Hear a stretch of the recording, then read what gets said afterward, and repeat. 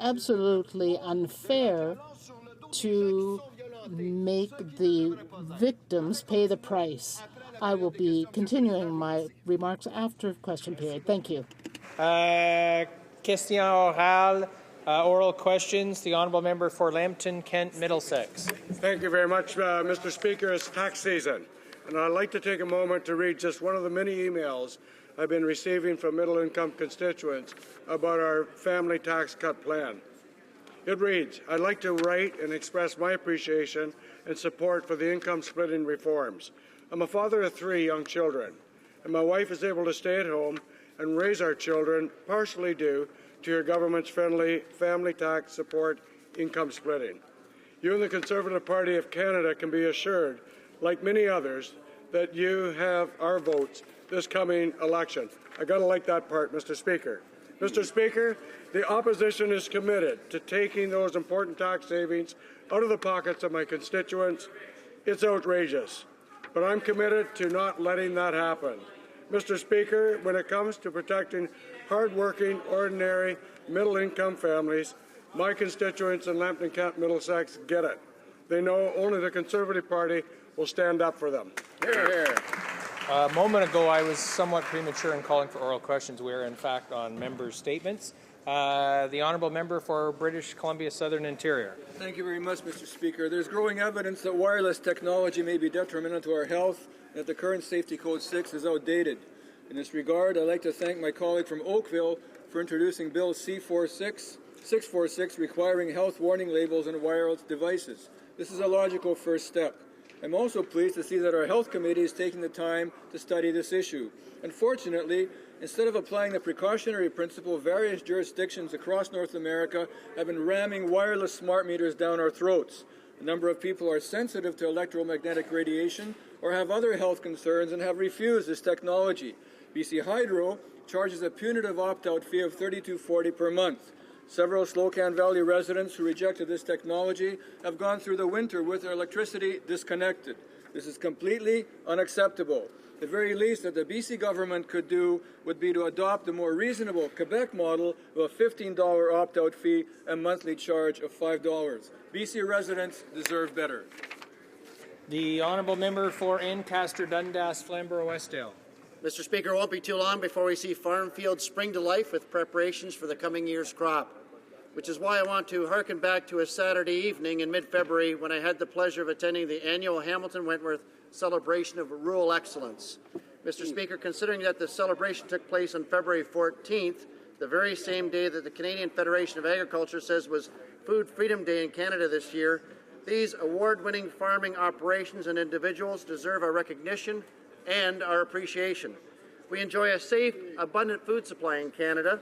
That is why I rise to congratulate and thank the DeBleek family of Lyndon, Ontario, for the forward-thinking farming operation Jossmar Acres. It was awarded the Hamilton Wentworth Farm Family of the Year Award. I also congratulate Kathy McMaster of Troy, Ontario, who was named the Rural Citizen of the Year. My friend Kathy is a tireless advocate for our rural citizens and causes. And finally, Mr. Speaker, as we look to the future, congratulations and thanks to Drew Spolstra, who was recognized as a Rural Youth of Excellence by the Wentworth Junior Farmers that same evening. Farmers feed families, Mr. Speaker. The honourable member for Vancouver Centre. You're inspired by the most unexpected people in the most unexpected places, and they leave you with an impact so intense that you are changed in the process. Rob and Nancy Campana of Windsor are 2 such people. Their son, Rocky, passed away in August of 2012 after attempting suicide. Rocky's life was short, but his work in the LGBT community was large. He helped create gay straight alliances in the schools and ran yearly in Toronto's Pride Parade. He was a volunteer, a fundraiser, and an activist. His parents knew Rocky wanted his organs donated, but they were refused because he was gay. Even after his death, Rocky was an activist. In 2014, I, along with other MPs in this House, presented petitions to allow gay men to donate organs. Rob and Nancy's love and grief made them activists too. They created Rocky's legacy and began the annual Run for Rocky, a 5K charity run, raising over $130,000 for Gay, Straight Alliances and Safe Schools program in Windsor, Essex, to educate parents of LGBTQ youth, teachers and students. This year's Run for Rocky is April the 12th at Dieppe. Please go and donate. The honourable member for Okanagan and Coquihalla. Mr. Speaker, it's with great sadness that I announce the passing of Carl Tim from my riding of Okanagan Coquihalla. Mr. Tim was not a household name in my riding, although many would recognize him, and there's a reason for that. Carl Tim spent many decades involved in community service, both as a dedicated Rotarian and as a Shriner. Mr. Speaker, all members of this House know the good work of Rotary International and the Shriners Organization. But this work would not get done without the outstanding efforts of individuals who volunteer and put service above self. Carl Tim was one of those individuals, and I suspect members in the House know of someone similar in their home ridings. Mr. Speaker, out of respect for the memory of Carl Tim, I would like and ask all members to share a round of applause in appreciation of those Canadians who volunteer and serve our Canadian service organizations. Thank you, Mr. Speaker. For St. John's East. Mr. Speaker, residents of St. John's East and all of Newfoundland and Labrador are concerned about the high cost and availability of childcare. Our province has the second highest childcare costs in the country. In local media over the past week, parents told their stories about the serious consequences for their young families or them as single parents trying to cope, be part of the workforce, or continue in education. Some couples pay more than their mortgage and sometimes half their income to obtain childcare. Mr. Speaker, we have a serious problem when families with two working parents say they just can't afford to have the family size they want or even have children at all. Fortunately, help is on the way. The NDP has a practical plan for a national childcare system, working with the provinces to deliver 1 million childcare spaces over 8 years, costing a maximum of $15 a day. According to the TD Bank, every dollar spent by government will return to the federal and provincial coffers and more besides. Now that's a plan that everyone should get behind. Real progress for families. The honourable member for Prince George Peace River. Mr. Speaker, I rise today to recognize the hard work of Fort St. John Rotary Club's president, Gord Sandu, and new club president, Michael Elphinstone, and not to mention past presidents Trevor Boland, Chuck McDowell, Gus McLeod, and Ray Evans. All are dedicated community leaders who are committed to improving the lives of families in need throughout our region. As we all know, that men and women who participate in Rotary are passionate about their local communities and the world at large. Most significant is Rotary International's work to eradicate polio. To date, Rotary has contributed more than $1.3 billion in countless volunteer hours to help fight polio. This is an amazing achievement and something that all Rotary members should be extremely proud of. It is for this reason that I am pleased to stand today and recognize the efforts of all Rotary clubs in my riding, including those in Fort St. John, Dawson Creek, Prince George, Fort Nelson, and Mackenzie. The honourable member for Essex. Thank you, Mr. Speaker. I'm proud to be part of a government that honours and that stands with our veterans by implementing the new Veterans Charter, its comprehensive review and response to enhanced benefits and services. In further honour, our Veterans Affairs Minister went to Washington, D.C. with Devil's Brigade members, like our own Ralph Mayville, as they received, in addition to their Canadian Award, Congress's Gold Medal. Sadly, Mr. Speaker, we've lost many from that greatest generation and are losing our living legacy with increasing frequency as each year passes. As a Delta Company member, friend of the Essex and Kent Scottish Regiment, I joined the regiment and others at the recent HoC Fall dinner, where we honoured those who passed in the last year. Marshall de Jager, Art Deschamps, Gordon Freilich, Howard Large, Jim MacArthur, Roy Rogers, Arthur Rossell, and Hank Thiessen. Mr. Speaker, they may now be gone, but they will never be forgotten. The honourable member for Windsor-Tecumseh. Mr. Speaker, I stand in the House today to pay tribute to Frank Chauvin, a retired police officer and an extraordinary Canadian. Some of his many awards recognize his greatness: the Order of Canada, the Ontario Medal for Good Citizenship, Windsor Police Services Gordon Preston Memorial Award, U.S. Department Certificate of Appreciation Award. Yet his true greatness was his unlimited capacity for love and charity. From his work with Aboriginal Canadians through Madonna House to his lifelong commitment to the children of Haiti through the Foyer des Filles de Dieu Orphanage and Health Clinic, as well as shipping humanitarian aid around the globe. Last year alone, Mr. Speaker, 369 containers to 17 countries. His faith was always his touchstone and moral compass. He literally saved thousands of lives in both body and spirit. Windsor has prided itself on its citizens' charitable giving. Frank was our most brilliant light in that regard. Our deepest condolences to his wife Lorraine, his 10 children, 22 grandchildren, and 8 grandchildren. He will be missed. The honourable member for Lotbinière-Chaudière. Mr. Speaker, this week, from March 20th to 28th, 2015, will be Semaine de la Francophonie. The past year has been particularly important for Canada as part of the Francophonie in a number of ways, as shown by Canada's leadership and major accomplishments in a host of areas, including maternal, newborn and child health, child early and forced marriage, and the fight against Ebola. In addition, for the first time in the history of Canada, the Francophonie elected Canadian Michaëlle Jean as Secretary General. The appointment of Ms. Jean, announced at the 15th Summit of the Francophonie in Dakar, Senegal, attracted a great deal of attention and shows the positive influence that Canada has in the Francophone world. Mr. Speaker, I invite all of my colleagues to participate in the various activities that will take place during the Semaine de la Francophonie across the country to celebrate our rich Francophone heritage. The honourable member for London Fanshawe. Well, thank you, Mr. Speaker. The Canadian Centre for Product Validation is a project worthy of our support. With only 2 such centres in the world, the proposal from Fanshawe College fills a niche with a made-in-Canada solution, where potential products are tested and expert researchers can suggest improvements. This business initiative will further economic growth in London and create jobs. Economic impacts include potential expansion of existing manufacturing in the region, attracting new business and job creation as a result of increased competitiveness.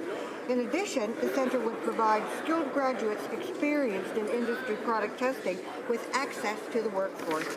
The Canadian Centre for Product Validation would be a most welcome boost to a region devastated by factory closures and the loss of well-paid jobs.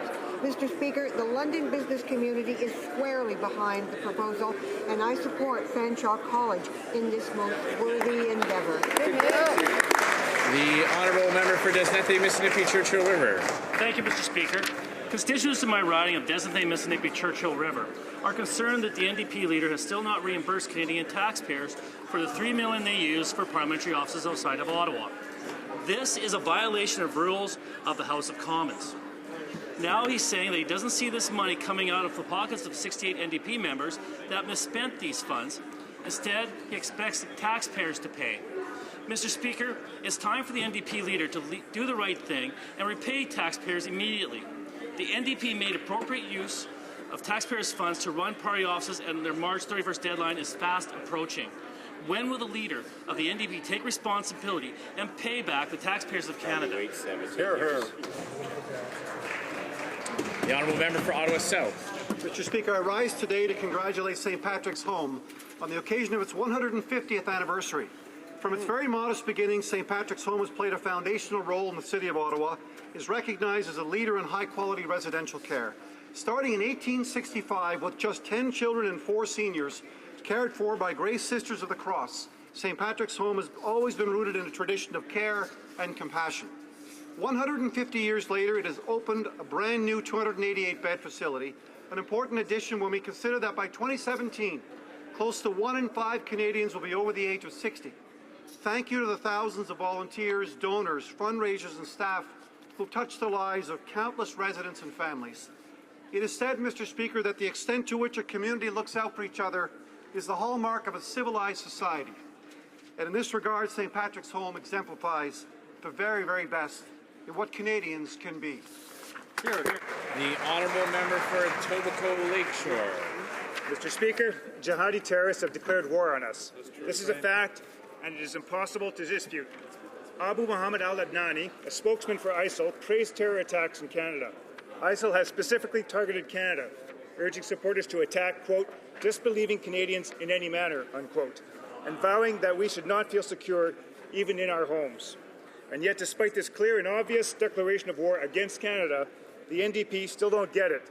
According to the Canadian press, the member for St. John's East, an NDP defence critic, said that the fact that ISIL has declared war on Canada is, quote, preposterous as a notion. The only thing that is preposterous is the NDP's continued blindness to the threat that ISIL represents. ISIL represents a real threat to Canada.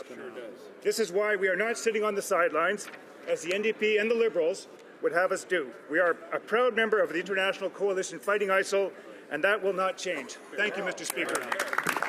The honourable member for Vancouver Kingsway. Mere weeks since the Prime Minister attempted to score political points by linking mosques to terrorism, Conservative MPs are taking their cue from his divisive rhetoric and making outrageous and intolerant statements. The member for New Brunswick Southwest said, quote, "It makes no sense to pay whiteys to stay home while we bring in brown people to work in these jobs." The member for Bruce Grey Owen Sound says that Muslim women should, quote, "stay the hell where you came from."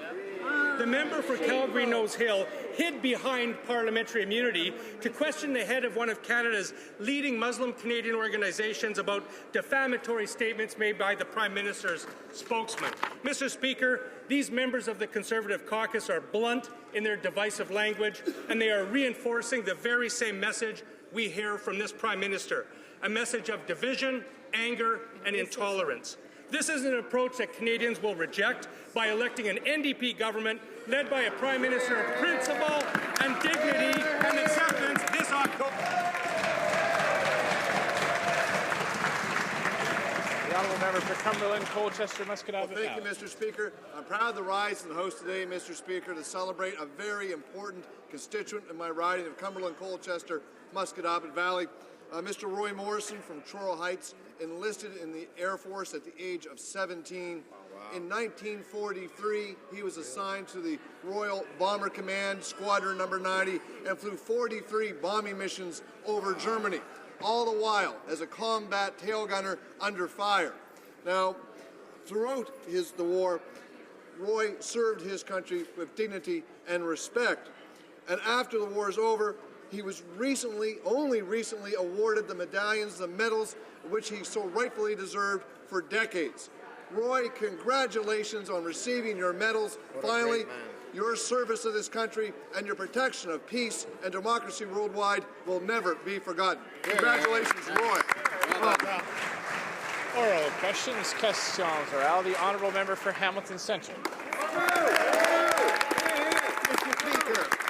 Mr. Speaker, the Conservatives have used every divisive, fear-mongering tactic available to try to convince Canadians their overreaching Bill C-51 is necessary, but Canadians know better. They know this just isn't true. Canadians have even taken to the streets across Canada, saying loudly and clearly that C-51 is an attack on our freedoms and it isn't going to keep us any safer. Why is the minister refusing to listen to the concerns of Canadians? The Honourable Minister of Public Safety. Mr. Speaker, the anti-terrorism bill is targeting terrorists, not lawful protesters that are specifically excluded from the bill. And I invite the member, Mr. Speaker, to listen to the witness that will appear in the committee tonight. I understand the committee will hear the daughter of Warrant Officer Patrice Vincent. I hope the member will understand that Canadians need to be protected against the international jihadi terrorists, Mr. Speaker. The honourable member for Hamilton Centre. Well, Mr. Speaker, while the minister is asking people to listen, we would ask him to listen to the Canadian Bar Association that has serious concerns about this bill. In fact, they've called it ill-considered. In fact, they go on to say, quote, that this bill brings the entire charter into jeopardy, undermines the rule of law, and goes against the fundamental role of judges as the protectors of Canada's constitutional rights. Why is the minister refusing to listen to expert testimony, ignoring our nation's lawyers, and continuing to ram this dangerous bill through the House? The Honourable Minister of Justice. Mr. Speaker, despite the hyperbole and the hyperventilating, we're doing no such thing. We are listening to experts. We're listening to many experts, including the Bar Association, but let's be clear.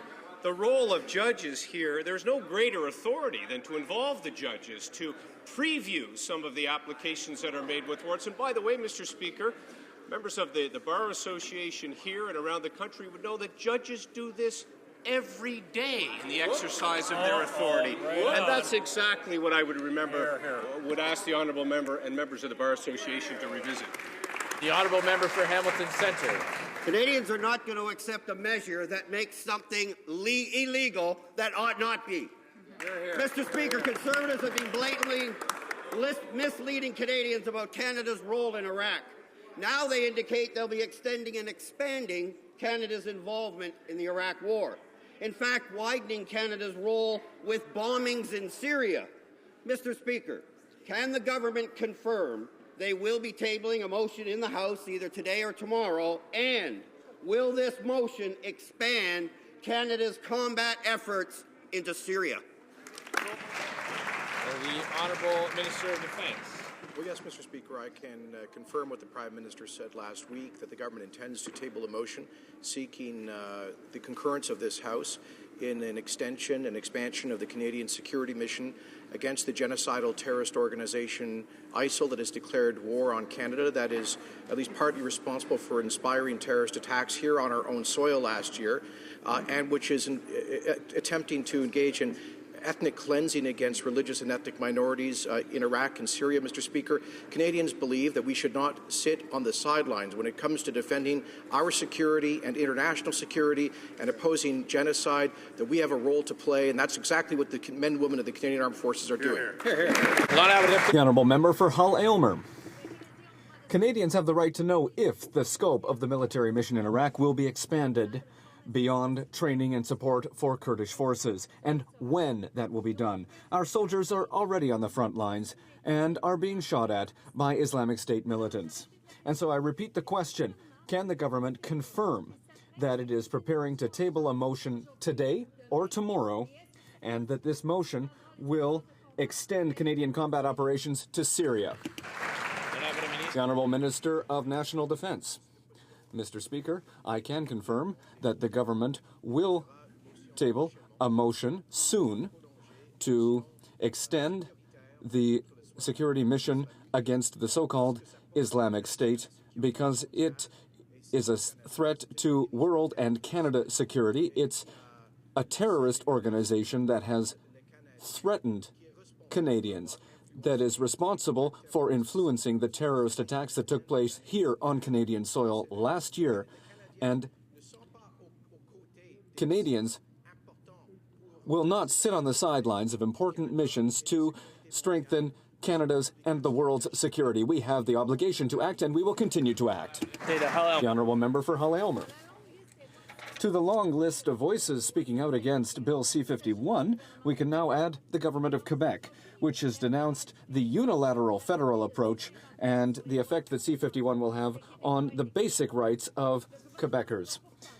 The government has a duty to consult the provinces on such fundamental issues. Will the Conservatives accept our request to hear at committee from the Quebec Ministers of Justice, Public Safety and Intergovernmental Affairs? The Honourable Minister of Public Safety. Mr. Speaker, I've already had the opportunity to meet with my counterpart in the Government of Quebec and to discuss the measures that we are putting forward to protect Canadians against the terrorist threat. We have a balanced bill, Mr. Speaker, and we will continue to work not only with the provinces, but also with police forces. And that's one of the reasons, Mr. Speaker, why it's so important to share information. And I will ensure that the federal government will share information with provincial and municipal police forces to protect Canadians against the terrorist threat. Member for West Melville Marine. Mr. Speaker, over the last 15 months, the annual employment growth rate has fallen to its lowest rate in almost 40 years. Last year, temporary jobs increased by 2.3%, while permanent jobs saw a minuscule increase of just 0.1%. Where are the permanent jobs? And what is the government doing to improve its record in the creation of good jobs? The Honourable Minister of Employment. Mr. Speaker, we know that the Liberal Party's only plan for jobs is to increase taxes on Canadians. But businesses that hire and workers who work know that the budget will not balance itself. Now, our plan to create jobs has already created 1.2 million net new jobs. 85% of those are full-time jobs, and we are cutting taxes for job creators and for workers. It's already worked. We have the best record in G7 for job creation, and we will continue to move forward. Mr. Speaker, the government's record is 15 months of substandard job creation, the longest streak of job mediocrity in 4 decades. The late Jim Flaherty said in his budget plans that building infrastructure is the most cost-effective way to drive jobs and growth. He also said income splitting for the wealthy is too costly and unfair. It does nothing for growth. Will the government listen to Mr. Flaherty, cancel income splitting for the wealthy, and replace that $1.5 billion that they've chopped from Build Canada for municipalities? The Honourable Minister of State for Social Development. Mr. Speaker, since we came to government, we have continually cut taxes for Canadians, whether it was cutting the GST, not once but twice, whether it was introducing income splitting for pensioners, and whether it was introducing tax cuts for businesses and job creators. Now, Mr. Speaker, we are cutting taxes for families with kids. Every single family who have children under the age of 18 will benefit, whether it's our income splitting measure, which will help 2 million families, as the PBO officer said, or whether it's our universal child care benefit. Mr. Speaker, they want to raise taxes, they want to spend money, they want to drive our economy into the ground. We're going to support Canadian families. The Honourable Member for Wascana. The million jobs this government brags about were 3 and 4 and 5 years ago. Last year's job numbers were down from the year before, and the year before was also down from the year before that. Now retail is in trouble. Manufacturing just lost 20,000 more jobs. The energy sector is negative. From the G20 globally to Premier Wall in Saskatchewan, Mayor Nenshi in Calgary, the prescription is more investment in infrastructure. Will the government put the money back into Build Canada and drive more jobs and growth right now? Right. The Honourable Minister of Employment. Mr. Speaker, the worst thing we could do for jobs is to follow the Liberal plan to increase taxes, which is the only thing that they've offered. That would make it more difficult for businesses and families, both of whom know that the Liberal leader is completely out to lunch when he says the budget will balance itself. We have balanced the budget here, and we're helping families and small businesses balance their budget by lowering their tax burden. That's why we have 1.2 million net new jobs, 85% full-time, 2/3 in high-wage sectors. We're getting it done for jobs. I'll ask for a little order at the far end of the chamber. It's increasingly difficult to hear the minister. Order. The Honourable Member for Alfred Bena. Mr. Speaker, it's not just the Canadian Bar Association who's concerned about the scope of Bill C-51 and the effect it will have on our rights and freedoms. In a letter sent to Conservative ministers, the government of Quebec has denounced the fact that C-51 will give the Canadian Security Intelligence Service, and I quote, such vast powers, including the possibility of committing acts that violate the Charter of Rights and Freedoms. What will the government do to answer these more than legitimate concerns? The Honourable Minister of Justice.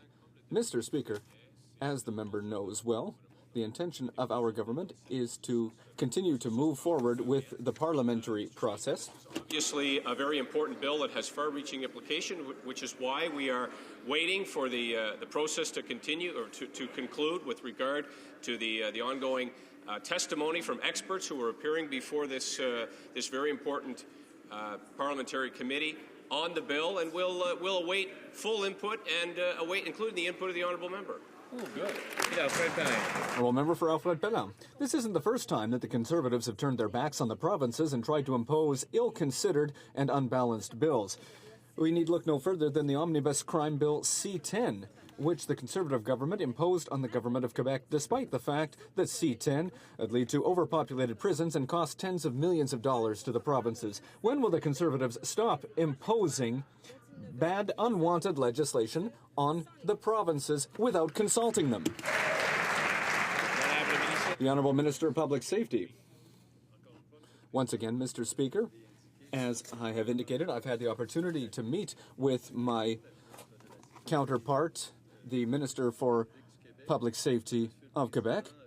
And Mr. Speaker, the Government of Quebec, like the Government of Canada, recognizes the importance of putting in place effective measures to fight against the terrorist threat. And that is why we have tabled Bill C-51, which contains effective, targeted measures to fight terrorism, Mr. Speaker. And I invite my colleague to follow the committee's work this evening. The sister of Warrant Officer Patrice Vincent will appear, and I invite her to listen to her testimony. Mr. Speaker, let's be clear here. Bill C-51 is so problematic that even groups that normally support the Conservatives, like the National Firearms Association, are speaking out against it. When the government has lost even some of its closest allies because they're threatening Canadians' rights and freedoms, it's time for them to reconsider what they're fighting for. What's it going to take for the minister to stop ramming this dangerous bill through Parliament and to get him to stop and listen to Canadians? Hear, hear, hear, hear. The Honourable Minister of Public Safety. Mr. Speaker, the member forget that the jihadi terrorists have declared war on us. He forgot that on October the 20th there was a terrorist attack. Although they won't call it, they don't want to call a cat, Mr. Speaker. It was a terrorist attack that took place on October the 20th in Saint-Jean-sur-Richelieu. So was it in this very place, Mr. Speaker. That's why our first duty is to take responsible and balanced approach to protect the right and freedom of Canadians against the international jihadi terrorist threat. Thank you. The Honourable Member for Scotland. Mr. Speaker, the Conservatives came here to change Ottawa, but it seems like Ottawa's actually changed them. There was a time when they had been the first to speak up against legislation that so profoundly threatens our rights and freedoms, but now they're championing it. Canadians have been clear. C-51 needs a full study and amendments, not a rubber stamp by Conservative MPs. Right. Will the minister do the right thing, listen to the voices of thousands of Canadians, and stop this bad bill? Hear, hear, hear. The Honourable Minister of Public Safety. Mr. Speaker, it is clear that there is no security, Mr. Speaker, and there is no liberty without security, Mr. Speaker. How come, Mr. Speaker, the NDP would oppose reasonable measures to protect Canadians against terrorists, Mr. Speaker?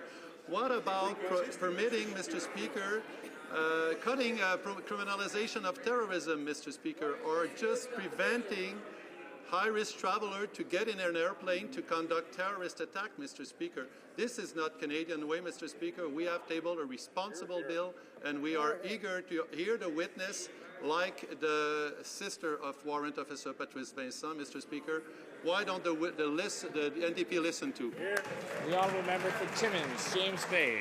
Mr. Speaker, okay, so the Minister of Public Works is found guilty for interfering politically in a project to help friends of the Conservative Party, but she hasn't really come clean with Canadians, and a lot of questions remain unanswered. For example, what did happen to that letter from the MP from Thornhill? Was it really lost, or did they deep six it? There's also allegations she interfered in other projects. Whoa. So I'll be bringing this issue to the Ethics Committee. So it's a simple question. Will the Conservatives work with us to get to the bottom of these serious investigations, or will they continue to cover up for this very ethically challenged minister? Thank you very much, Mr. Speaker. Mr. Speaker, obviously the minister acted within good faith and within her discretionary authority that was available to her. The main goal, obviously, was to improve accessibility for people with disabilities to a community centre, Mr. Speaker. Now, with respect to the Ethics Committee, I suspect the Ethics Committee might also want to take a look at the inappropriate mailings of the NDP, which have cost taxpayers $2.7 million, Mr. Speaker. We might also want to look at the illegal $350,000 that they accepted in campaign contributions, or the fact that they were charged $40,000 for illegal robocalls. But I suspect the House of Commons, which is soon going to be garnishing their wages, will help us deal with that. Honourable Member for La Pointe de l'Île. Canadians have the right to know the truth. The Ethics Commissioner's report has not answered all the questions we have about the funding for this community centre in Markham. The minister apparently received a letter from the then Minister of the Environment asking her to fund the project, but strangely, the letter seems to have disappeared. When correspondence between two ministers disappears, well, that's quite problematic. Can the minister help us find that letter so that the whole story can be brought to light? The Honourable Minister of Public Works. Mr. Speaker, I always believed that this project to improve accessibility for persons with disabilities at the centre in Markham was a valid project and in the public interest. Mr. Speaker, I can assure you that I have fully cooperated with the investigation over the last 3 years. Honourable Member for St. Lambert. Mr. Speaker, the Temporary Foreign Workers Program is once again suffering from conservative mismanagement. Although the new Microsoft Canada Training Centre was announced as creating 400 new jobs in Vancouver, only 20 jobs out of 400 have been reserved for Canadians. The other positions will be filled by recruiting temporary foreign workers. Can the minister explain why he accepts that the Temporary Foreign Worker Program is once again being used against the interests of the Canadian labour force? The Honourable Minister of Employment. Mr. Speaker, our reforms will ensure that Canadian jobs go to Canadians and that the Temporary Foreign Worker Program is used as a last recourse to fill needs where Canadians are not available to fill those jobs. That is why we have limited the percentage of employees that an employer can have from the Temporary Foreign Worker Program, and we've also put in place financial penalties and prison terms for those who break the rules. Thank you, Mr. Speaker. For Newton, North Delta. Really, Mr. Speaker, when the Conservatives promised to ensure that jobs in Canada go to Canadians first, who would have thought that they meant only 5% of the jobs? They're allowing Microsoft to hire foreign workers without any scrutiny, even though Microsoft promised that only 20 of its 400 jobs would go to Canadians. These kind of exemptions make a joke out of the government's reforms. When are the Conservatives going to get serious about overhauling the Temporary Foreign Worker Program? The Honourable Minister of Superannuation.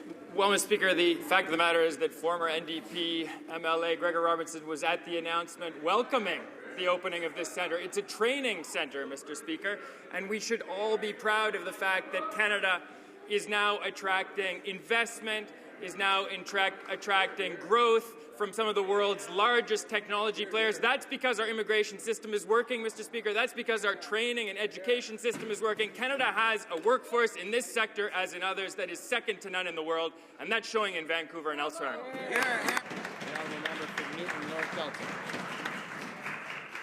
That absolutely shows that the centre is being used to launder people through that centre, and only 5% of the jobs are going to Canadians. When the Conservatives promised to ensure that jobs in... Thank you, Mr. Speaker. In December, the former Minister for Employment and Social Development announced he was hiring 400 additional public servants to deal with the lengthy delays in EI processing.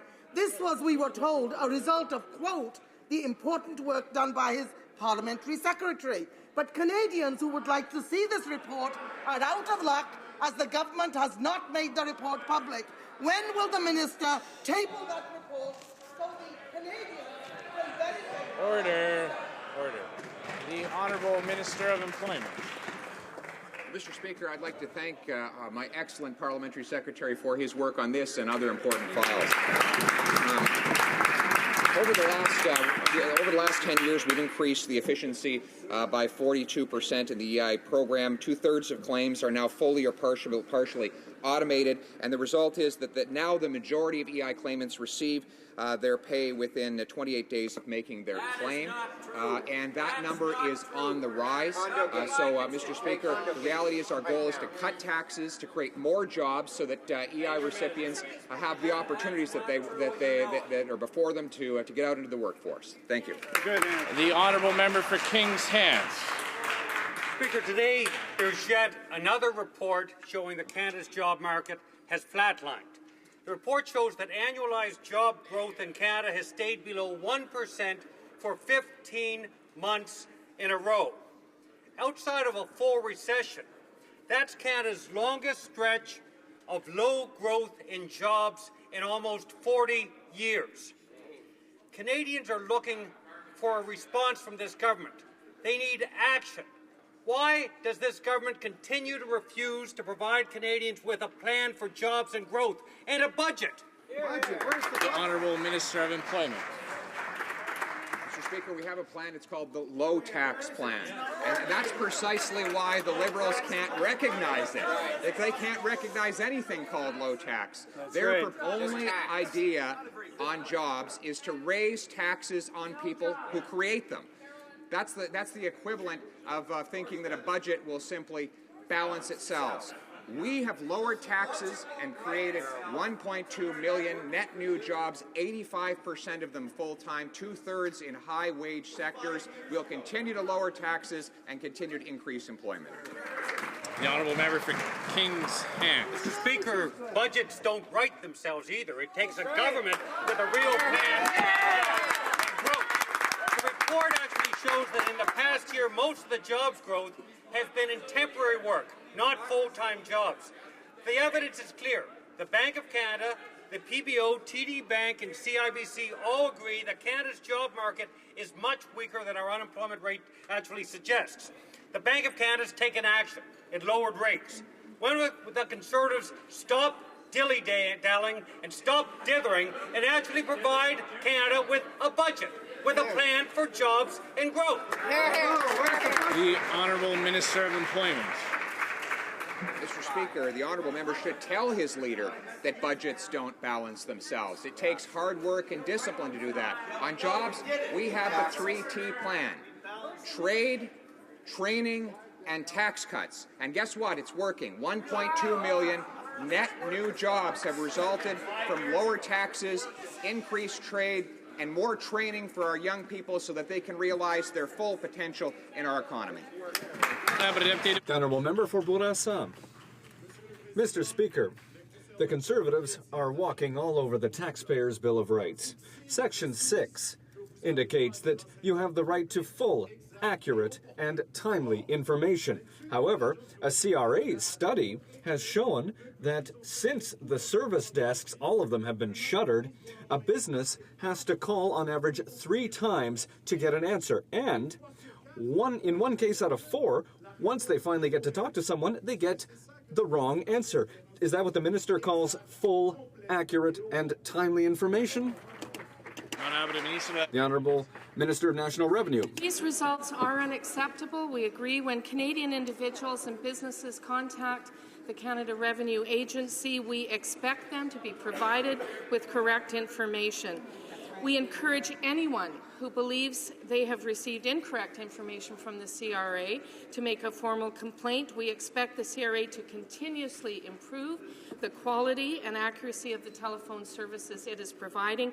We have implemented several measures to improve the quality of services offered by the Canada Revenue Agency. The honourable member for Brossard-La Prairie. Senior civil servants are warning their Conservatives not to strip environmental requirements from infrastructure projects. Scrapping these criteria would be short-sighted. Green infrastructure saves us billions in the long run by ensuring our communities can adapt to growing extreme weather events and climate change. But Cabinet seems to be considering scrapping it. Will the minister commit to retaining green infrastructure criteria in the upcoming federal budget? The Honourable Minister of Infrastructure. Mr. Speaker, that's already in the Building Canada plan. A wide area of wastewater, waste management and disaster mitigations projects are eligible under the new Building Canada fund and the gas tax fund. Green infrastructure is also a specific category under the new Building Canada fund. It's up to the provinces and municipalities to prioritize the projects they want. Thank you. The Honourable Member for Brossard-Laprétie. He didn't answer my question. The Prime Minister reneged on Canada's signature and withdrew from the Kyoto Protocol. Over the past 10 years, the government has gutted our environmental legislation, and now senior officials are sounding the alarm because infrastructure projects are apparently not subject to green criteria. Can the minister say clearly that these green criteria will be retained? The Honourable Minister. Well, we were very happy to introduce the largest infrastructure program in Canada's history. This is the largest program of its kind. The Liberals would not have done that, and we will certainly continue to work hard to do these things. And of course, green projects are welcome. Another example of the government's environmental mismanagement. Internal documents show that $24 million of taxpayers' money has been wasted on advertising to promote the Keystone Pipeline. Not only is this $24 million of Canadians' money for the government's oil patch friends, but it didn't work. The Conservatives are ready to do anything to help their friends in the oil industry. Why not let the companies do their own advertising? Why subsidize them, Mr. Speaker? The Honourable Minister. Mr. Speaker, our government is proud to help our resource development. We are involved in our world markets, and we are a leader in energy development. We'll make no apology for using resource development as part of our economy. Well, Mr. Speaker, internal documents show the Conservatives blew $24 million on U.S. ads to promote the Keystone XL pipeline. But subway ads and online pop-ups can't mask their poor environmental record. In fact, a survey showed that nobody even knew what the ads were all about. That's $24 million of our tax dollars to advertise for some of the richest companies in Canada. But it seems the Conservative government will do anything to help their rich oil buddies. So why can't the oil companies do their own advertising? Why the subsidy? The Honourable Minister of Natural Resources. Mr. Speaker, it's our job to raise awareness in key international markets, to demonstrate that Canada is a world-class environmentally responsible energy partner, particularly with the United States. When the NDP goes to Washington, they attack Canadian workers. They call the oil sands a disease. They oppose projects that have been approved by independent regulatory review. Mr. Speaker, Canadians know that the NDP have no leg to stand on when it comes to defending Canada's natural resources. We will. The Honourable Member for Ancaster, Dundas, Flamborough. One question. Mr. Speaker, our Conservative government continues to stand up for hardworking Canadians. We proposed in a speech from the throne that consumers should only have to pay for television channels they actually want to watch. Last week, we fulfilled that commitment, and Canadians will finally be able to buy only the channels that they actually want. Can the Minister of Canadian Heritage please tell the House more about this good news for all Canadian families? Excellent. The Honourable Minister of Canadian Heritage. Thank you, Mr. Speaker. I'd like to thank the member for that great question. And our government has said all along that Canadians should not have to pay for channels that they don't want just in order to get the ones that they do. And as we stated in our speech from the throne, we promised to provide consumers with more choice in channels, and we have, in fact, delivered. This will not only give more choice to consumers, but this will also help Canadian families make the best decisions on how to spend their hard-earned dollars. This is a win-win, Mr. Speaker, and we're very proud on this side of the House to have delivered this wonderful news. The Honourable Member for Chambly-Bourgeois. Mr. Speaker, the Canadian public was horrified to learn that young athletes were victimized by a coach with the national ski team. To date, 11 victims have come forward about events that took place over 8 years. This is extremely troubling. Can the minister inform the House of any measures that have been taken to protect our young athletes, and tell us if her department is investigating Alpine Canada? The Honourable Minister of Sport. For those participating in Canada's sports system is a priority for the government. And also, government is working with national sports organizations, Canadian Olympic Committee, Paralympic Committee to make sure athletes are safe when they participate in sports. But this matter is before the courts, that's why we cannot comment on that. Thank you. The Honourable Member for Algona, Manitoulin, Kapuskasing. Thank you, Mr. Speaker. The Treasury Board President, when he visited Northern Ontario, said that the government would not be investing in the Ring of Fire project because the economic conditions weren't right. This is not a reasonable explanation. Why does the government not promote development opportunities rather than bash them? Northern Ontario deserves respect. Thank you, Mr. Speaker. We will continue to be involved in the Ring of Fire project with my counterparts at the provincial level last week. I discussed regional infrastructure projects that would increase access for Aboriginal communities, among other things. We continue to work closely with the province of Ontario on infrastructure projects to support extraction projects and access for communities. Well, Mr. Speaker, the reality is that the President of the Treasury Board was in Northern Ontario last week to lecture Northern businesses about why he doesn't think the Conservatives should do anything to unlock the potential of the Ring of Fire. Northern Ontarians and First Nation communities already fed up with the delays were not amused. The Ontario Chamber of Commerce called the minister's comments perplexing and underlined that Conservative delays are holding up thousands of jobs for Northern Ontarians. Does the Natural Resources Minister agree with this colleague that Northern Ontarians should take a hike? The Honourable Minister of Natural Resources.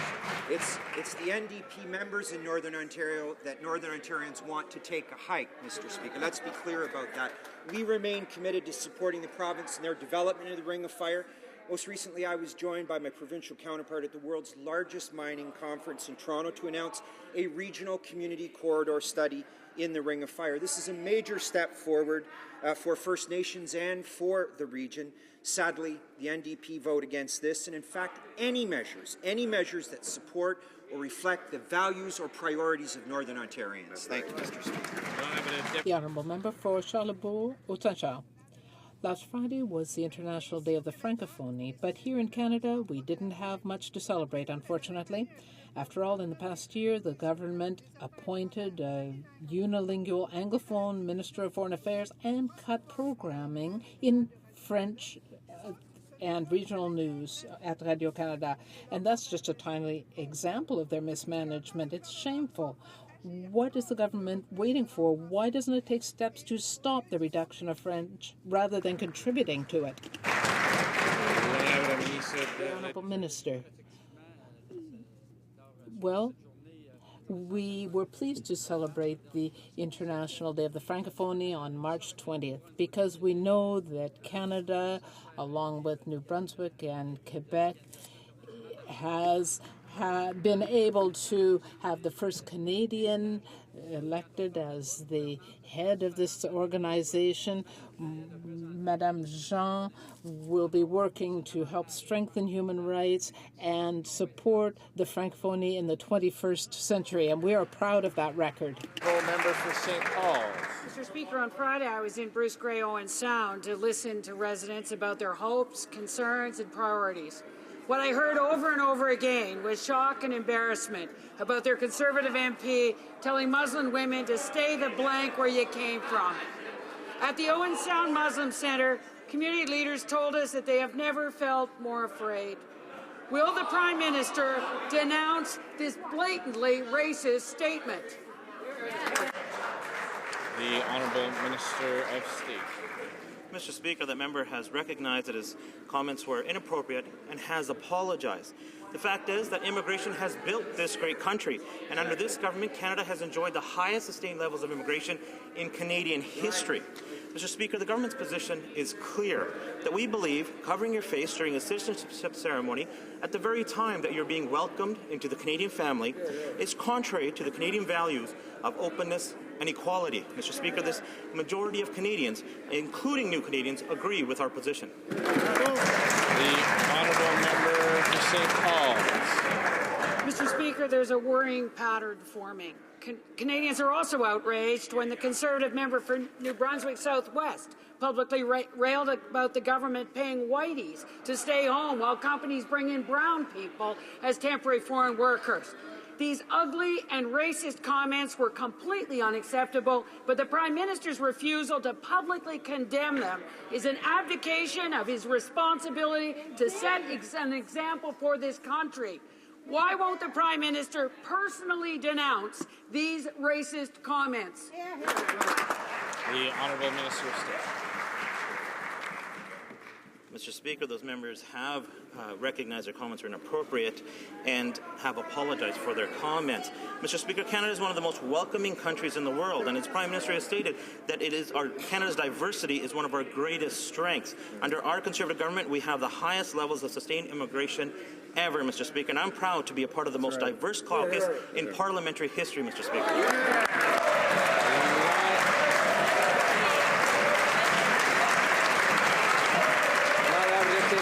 Honourable Member for Trois-Rivières.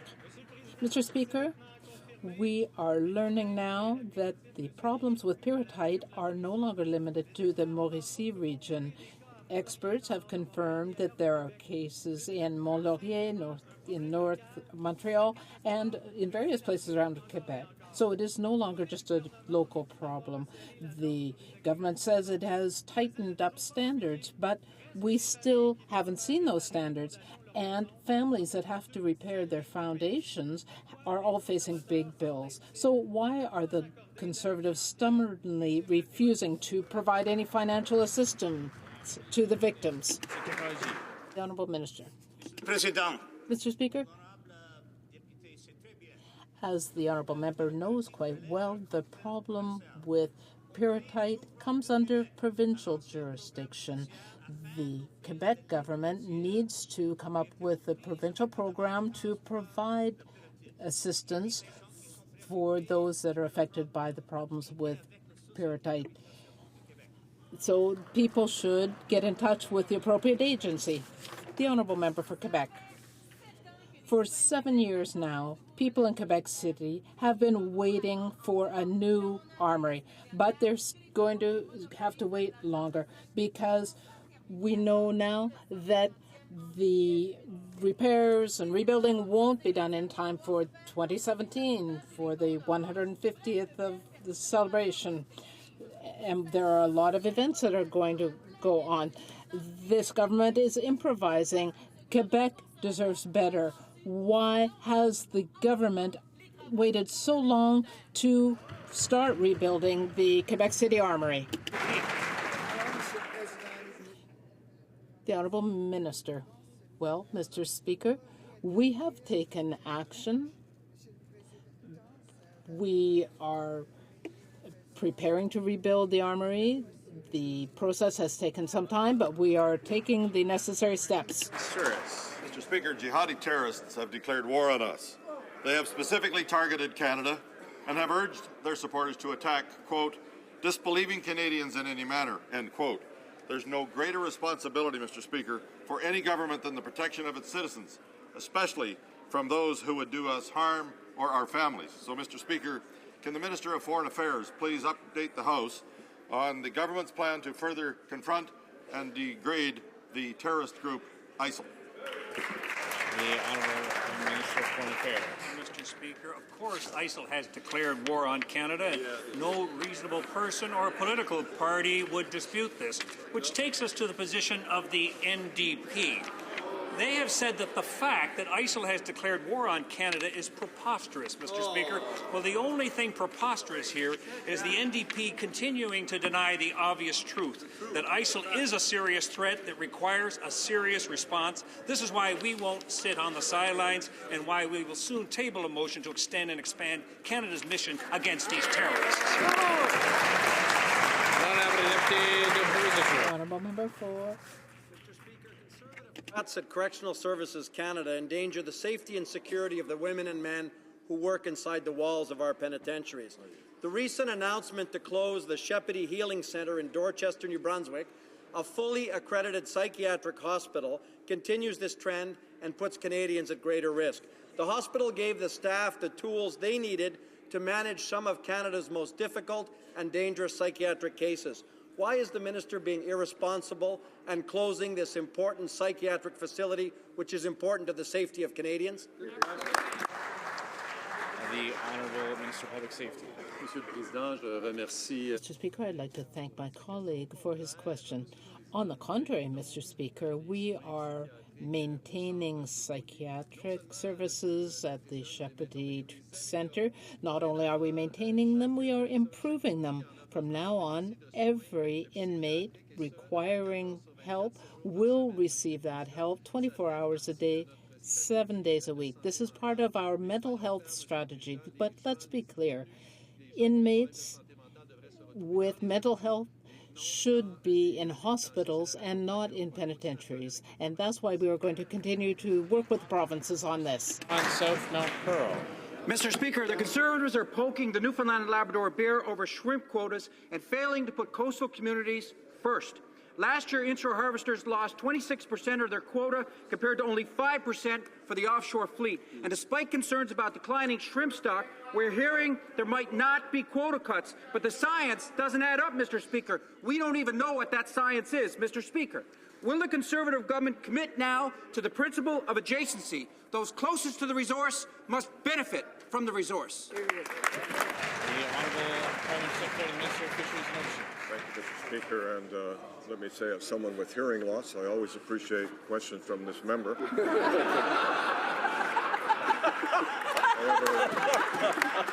there appears to be no correlation between the volume of the question and the quality of the question. With respect to this question, when it comes to fish harvesting decisions, we always look for the right balance between maximizing economic opportunities for fishermen and ensuring sustainable fisheries. Our management decisions are always based on science, and we share this science with both inshore and offshore industry to ensure that they have an opportunity to comment. And we're waiting for that input. The Honourable Member for Calgary Centre. Tonight we'll vote on the Respect for Communities Act, which gives residents and community leaders and law enforcement officials a say when safe drug injection sites want to open in their areas. Unfortunately, the Liberals have voted against giving communities this say, while the Liberal leader wants to open more injection sites across the country. Mr. Speaker, we all know that drug injection houses allow the use of dangerous and addictive drugs. We also know that drugs promote family breakup. They tear families apart, they spur criminal behavior, they ruin lives. I'd like to hear from the Minister of Health, please, an update on what's happening with the latest developments on this important legislation. The Honourable Minister of Health. Thank you, Mr. Speaker. I'd like to thank the member for this important question, and she's right in saying that these dangerous and addictive drugs do tear families apart, they promote criminal behavior, and they destroy communities. The Liberals' leaders' pledge to blindly open drug injection houses in neighbourhoods is not only disturbing, Mr. Speaker, it's risky to the health of Canadians. As Minister of Health, I will make sure that communities have a say when injection sites want to open. And we will, of course, Mr. Speaker, most importantly, continue to support treatment and recovery programs that work to get those who are addicted to drugs off drugs and help them lead a recovery and a drug-free life. Hear, hear. The Honourable Member for Barclay Nicolet Bécancourt. Mr. Speaker, last week the member for Beauce said that he was fed up with the National Assembly's unanimous declarations. The member, who is also a minister, clearly showed disrespect toward the Quebec National Assembly. Can the Prime Minister tell us whether his minister was speaking on behalf of the Conservative government? And if so, is the new policy of the federal government to tell the Quebec government to take a hike? If not, will he reprimand his minister for his lack of judgment and apologize to the National Assembly? The Honourable Minister of Infrastructure.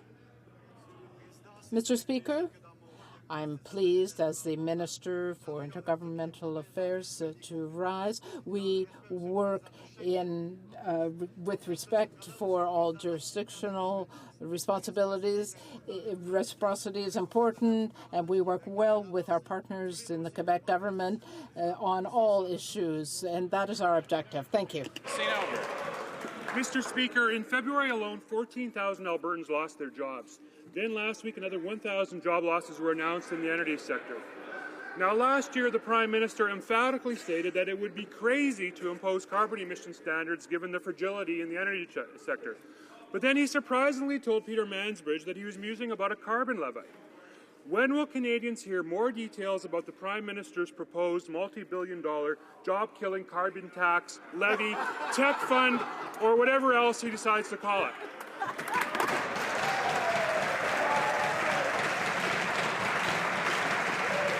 The Honourable Minister of the Environment.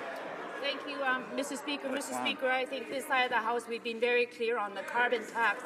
We will not introduce the NDP and or the Liberal carbon tax. Thank you, Mr. Speaker. The Honourable Member for Edmonton St. Albert. Since coming into office in 2006, the government has spent nearly $750 million on government advertising. Now, some of it admittedly is quite helpful, such as informing Canadians of new programs, assuming that those programs actually exist, or health and safety risks. But others are pure shilling for the government's agenda and partisan objectives. Does the government that brought us the Accountability Act not believe in protecting taxpayers from using public dollars advancing partisan ends? President of the Treasury Board. Mr. Speaker, I'm sure his constituents appreciate his sarcasm, but the truth is, Mr. Speaker, that we have an obligation to ensure that citizens are aware of government programs that may affect them in their everyday lives, and we will continue to advertise these excellent government programs, which are in fact increasing job opportunities, increasing infrastructure, doing the right things for Canadians. We're proud of that, and we will advertise the details to the Canadian citizens. The Honourable Member for Hunsik. Mr. Speaker, German Chancellor Angela Merkel called on the German people with respect to the Pegida group to not be involved in these protests because these people are filled with prejudice and even hate. On Saturday, there will be the protest by Pegida Quebec in the North African district of Montreal. This is the first section of the movement in North America. Will the Prime Minister, like his counterpart in Germany, invite people not to take part in that protest? Alors, Monsieur le Président, Honourable Minister. Well, Mr. Speaker, obviously here in Canada we have important values and principles, and equality between men and women is certainly among those. Anyone is welcome to take part in protest, but we want them to follow the rules. I'd like to draw to the attention of honourable members the presence in the gallery of the Honourable Wade McLaughlin, Premier of Prince Edward Island.